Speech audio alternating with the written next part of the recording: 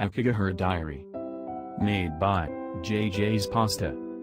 Found in www.creepypasta.org web link. Day 1. I want to start off by saying, I didn't plan on coming here. My gambling tendencies got the best of me. Before I get ahead of myself, let me elaborate. On New Year's Eve me and a buddy got really drunk and he started telling me about Aokigahara, or more well known as, the suicide forest in Japan. He went on to tell me the horror stories of all the deaths and hangings, and I just figured he was full of shit. When I told him so, he didn't seem too pleased and bet me $600 that I couldn't last a month in the forest. Against my better judgment, I agreed and took the next flight to Japan.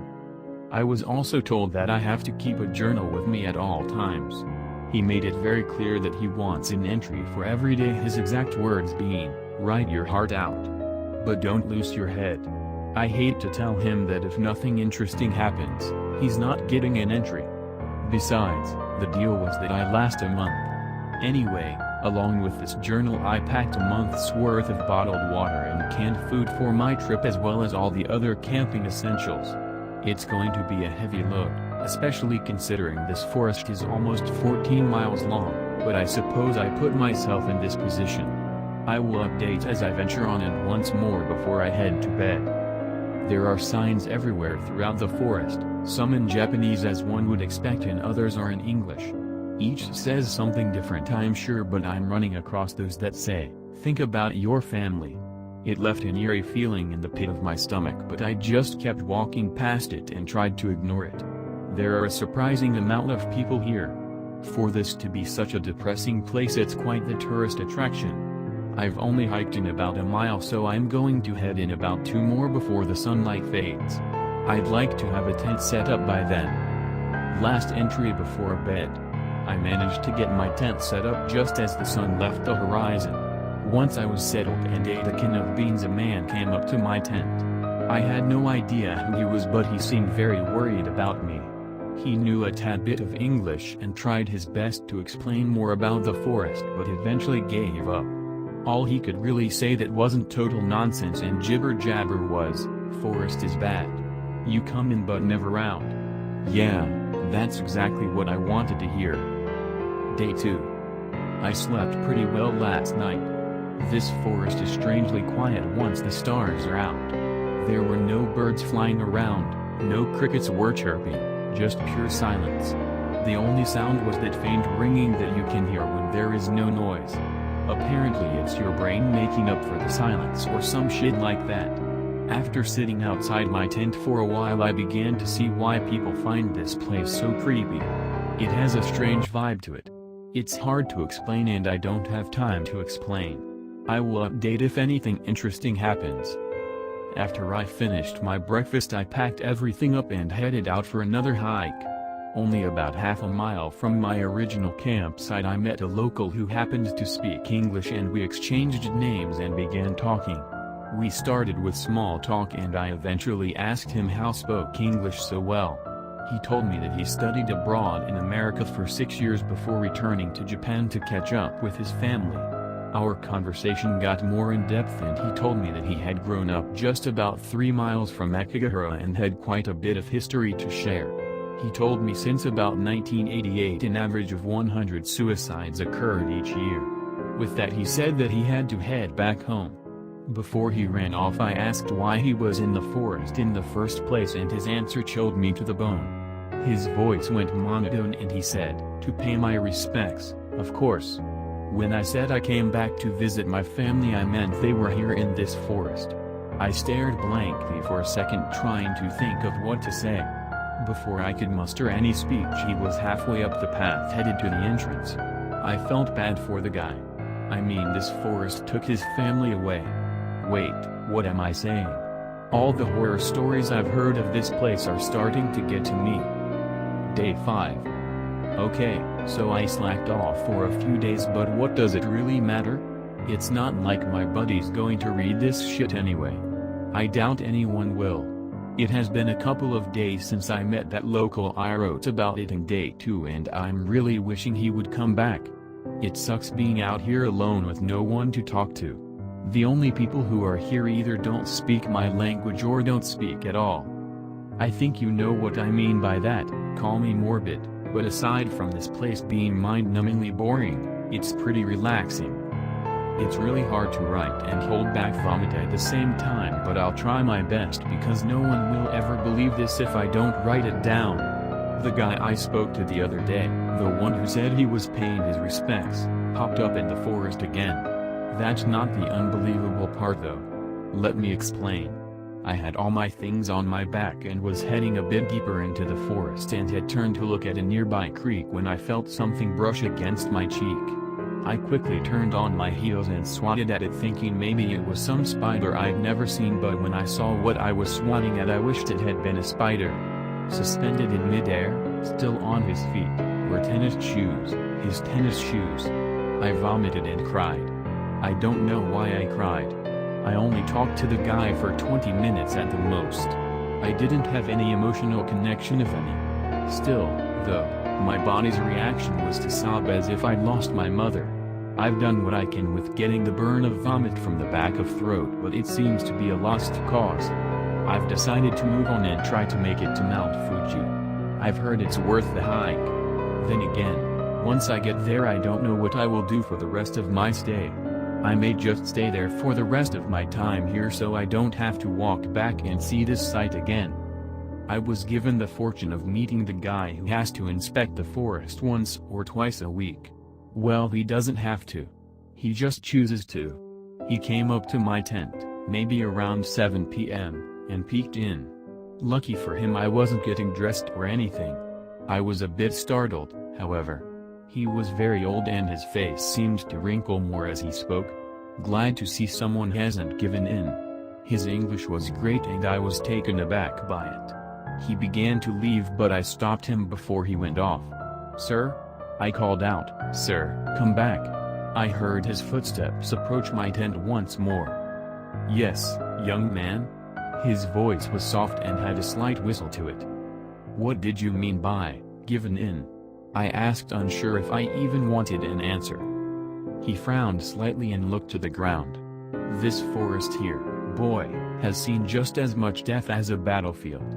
I search here day in and day out trying to tally up the bodies. I try to save some too."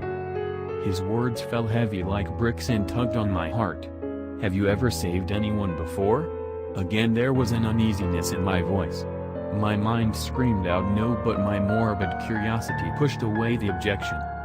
He made his way into my tent now and met me with a stern gaze. When a man begins to tally up dead bodies of innocent people, some of which he passed on the street a week ago, he begins to think differently. When a body becomes nothing more than a statistic, it's hard to stay hopeful. I'd like to say that the people I speak to rethink their decision, but at the same time I can't lie to myself or call myself a hero. I've spoken to people until I was red in the face, certain that they had saw the meaning of life, only to find them hanging here in this damn forest the next day. So I suppose the best answer I can give you is this: I don't have that power. I can't change how people feel when they're in that state. Only they can. With those words spinning around in my head, he exited the tent and began venturing back to the entrance. I was obvious how much this forest had changed him, and I'm not sure if I can deal with that kind of change, that kind of hopelessness. I'm beginning to think this trip was a mistake. Day 10. Again, I apologize for skipping out on this so many days, but this trip, aside from what I've written, has been uneventful. I've decided to stay in my tent today. I don't really feel the need to hike any closer to the entrance or Mount Fuji. I'm in a comfortable spot that has great shade and is quite secluded from the rest of the forest. There's that silence again. I've learned to welcome it, considering it happens so often. Why does this forest seem so damn peaceful? My plan to stay in my tent all day, or even for the rest of my trip, has been ruined. I awoke around 9 this morning and went to go take a piss in the woods somewhere. Being that I wanted at least a small sense of privacy, I went back pretty far. I would say just until no one was in earshot. Once I was done, I walked to my tent and was greeted with a gruesome sight. A man had tried to hang himself over my tent. From what I could make out, he had tied the rope to a branch and then jumped from a stump about a foot away. The rope must have not have been strong enough to hold his weight because it snapped and caused him to fall onto my tent. If that wasn't bad enough, in some freakish way, he was impaled by one of the steel rods that holds up the tent. I decided to pack up what I could get. I had my backpack with me just in case some looters came by, so I had all my cash and things. And this journal. Since I have it, I guess I still have to write in it. I've decided to stay at a local extended stay hotel for the remainder of my trip. I just hope it's over soon. USDLP motherfucker. Stay out of the fucking forest. I'm really beginning to freak out now. I didn't write that last night. Or at least I don't think I did. I don't have any recollection of anything now that I think about it. Hell, the last thing I remember is checking into the hotel. I'm going to go hang out around town. Maybe taking in the culture will help me clear my head. Wow, Japan is one weird place. I never thought I would like scorpion, but it really wasn't half bad. Kind of tasted like chicken. I was only able to stay out for around 2 or 3 hours before a rainstorm came through. It can be nearly impossible to get around here sometimes. It's 5 o'clock now, so I am just going to watch some television and take a shower. Hopefully, no more weird shit happens. Son of a bitch. My fucking room is trashed. I was in the shower when I heard a huge crash from the other room. I turned off the water and jumped out, wrapping myself in a towel. I rushed into the room where the loud bang came from, only to find it was empty. Like I said, though, my room was trashed. The blankets and sheets were strewn all over the room, and the television, which is what I'm assuming made a big bang, had fallen off the stand and laid screen down on the floor. Lucky for me, nothing was broken or stolen. I thought it was pretty weird that no one else on the hall I was trying to figure out what the hell was going on, so I put on some pants and went over to the hotel room beside mine. I knocked a couple times and finally someone opened the door. It was a petite Japanese girl who hid halfway behind the door as if scared or nervous. I asked her about hearing anything strange or seeing anyone in my room, but from what I could make out of her broken English, she was clueless. I didn't bother with anyone else, assuming they wouldn't understand me either, and just went back into my room and sat on the bed. That's when I noticed. There was a small note sandwiched between the mattress and box spring about an inch or two. I reached down and opened it up. It felt wet and was stained with what looked to be muddy fingerprints all over. The writing was barely legible, but from what I could make out it said, forest.calls.u. It was very cryptic, and I tried to play it off as some stupid prank a local had played on me. My trip might have to end sooner than I expected. This is getting out of hand and freaky as hell. Day 12. Forestdb@yali. Again. I didn't write that. I'm so fucking tired of this. I'm done. I don't want to write in this stupid fucking journal anymore. I just want to know who is. I want to go home. I've decided to set up my camera to record me as I sleep. I'm going to figure out who the hell is doing this, and when I see who, I'll show the police and we can track them down and figure this shit out. I have also put the journal under my mattress, that way whoever tried to take it won't know where it is, and if they found out, I'll wake up before they can get it. I'm going to bed now. The camera is rolling and the journal is about to be in place. It's time to figure this shit out once and for all. Day 13. I woke up this morning and my bed was covered in mud. I was fully clothed and I even had my hiking boots on. They were also covered in mud. I shot up from the bed and looked over at the camera, knowing it had the answers. The sheets, that were once pearly white, are now stained with dark, brown mud. I hope like hell they don't charge me for that. I'm going to look at the footage on the camera and update afterwards. I wouldn't believe if I didn't see it. I had went to bed around 10 last night and the footage was pretty normal for the first couple of hours until midnight rolled around. From the right side of the frame a dark blob, for lack of a better word, crept into my room. It seemed to float and didn't really have any features. It just kind of floated and undulated as it did so. It stood maybe 6 feet tall with its, what you could call a head, touching the top of the frame. What it did next made my heart stop. It made its way over to my bed as I slept and began to morph into something smaller. The bottom part of it seemed to lift itself up and merge with the middle. The top followed with a similar motion. After it had shrunken itself to the size of a basketball, it shot at me only to disappear when it made contact. I thought that was it, but then I saw myself sit up in the bed. My eyes were still shut and my movements were clumsy. I pulled myself out of bed, put on my clothes and hiking boots, then left the room. I didn't return until 8 the next morning. I woke up an hour later. I never saw the thing leave my body. I have no recollection of this, and the only way I know it happened is by looking at this footage. The journal was untouched and I haven't found any more messages or strange notes.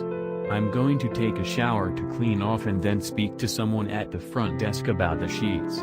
I haven't decided if I should show him the footage or if I should just say I fell asleep like that. The answer seems obvious, but I don't want to be charged for the sheets and I don't want to look like a crazy person. I guess I'll decide while I'm in the shower. My shower was cut short by someone knocking at the door to my hotel room. I was really confused considering no one knew me here, but I decided to answer it anyway. It turned out to be that older guy who was in the forest a while back. I remember writing about my encounter with him. I asked what he needed and with worry in his voice he said, "You." Having no idea what he meant, I invited him in so we could talk things over and maybe reach an understanding. When he walked in and saw the sheets, he began to mumble to himself. Our conversation was quite long, so I will only touch on the important parts. According to what he told me, I had to leave this place as soon as I could. He told me I couldn't simply go to a different hotel, I would have to leave the country altogether and head back home. He went on to tell me about a close friend of his who woke up to muddy sheets one night. The next night he was found hanging in the forest. He left a note by his body and this man kept it all these years. The only words written on the note were, "The forest called me. I am home." Last night, the man said, when that thing came into you, it showed you where you were going to hang yourself. Your subconscious knows, and the only way to stop it from happening is to leave this place. As you might imagine, I was totally freaked at this point. After he left, I drove up the airport and bought a ticket to fly back home. The only problem is my flight leaves in 3 days, he said. I had one night. Day 14. I'm so cold. I can't see anything, so to anyone who finds this, I apologize if it is illegible. I don't know where I am. I think I'm in the forest. Somewhere deep into the forest. It has never been this dark before. The last thing I remember is speaking to the man and then laying down to go to sleep. Was it last night? How long was I asleep?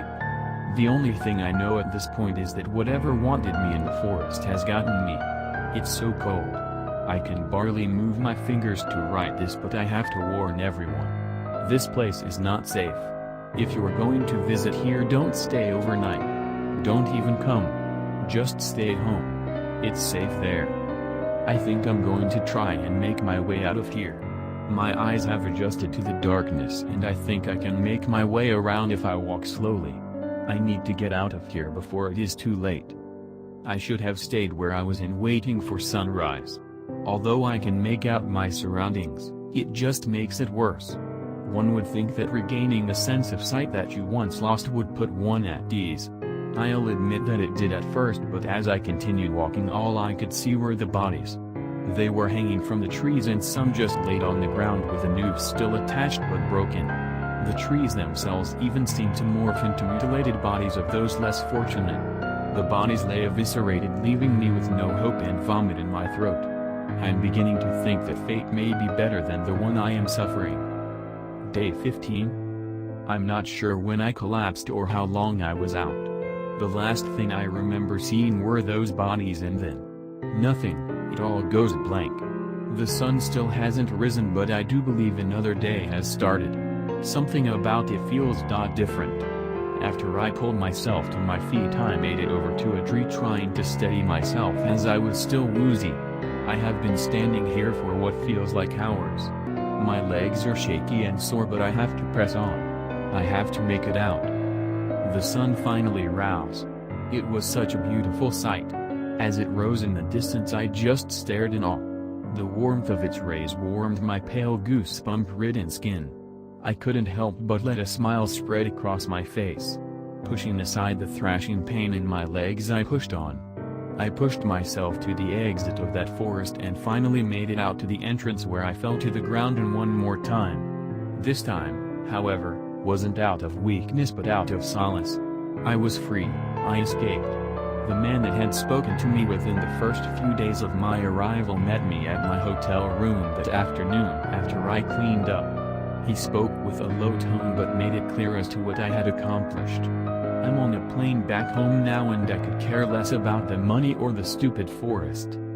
I Skyped with my buddy whom I made the bet with once I reached LAX. The look on his face when answered was priceless. I will write the conversation out instead of briefing it. "Hey, man. I can't believe it." He seemed extremely excited to see me. I responded with a disappointed tone, "Yeah, I know. I knew I wouldn't make it." His jaw dropped. "What the hell are you talking about? You went the entire month. I never thought you would make it, but you proved me wrong. Listen, come over by my place and I'll hold up my end of the deal." He disconnected after that. I couldn't believe it. Did I really make it that long? If so, then that means I must have been out in the forest for over a week. My head began to hurt as I tried to make sense of the situation. I figured that I should just be grateful I had made it out and left it at that. Even though it is over, I have an urge to continue writing in this journal. Maybe one day someone will read over it, or maybe if I want to go back to that vacation I can read over it. Until that day come, I think I'll put this journal to rest and just open up a new one. Also, no more adventures for me. Not for a long, long time.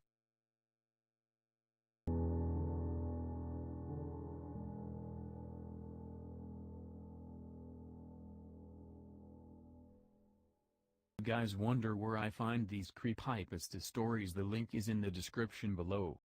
If you enjoy the video, please leave a like and subscribe. And as well share this video to your friends. Thank you.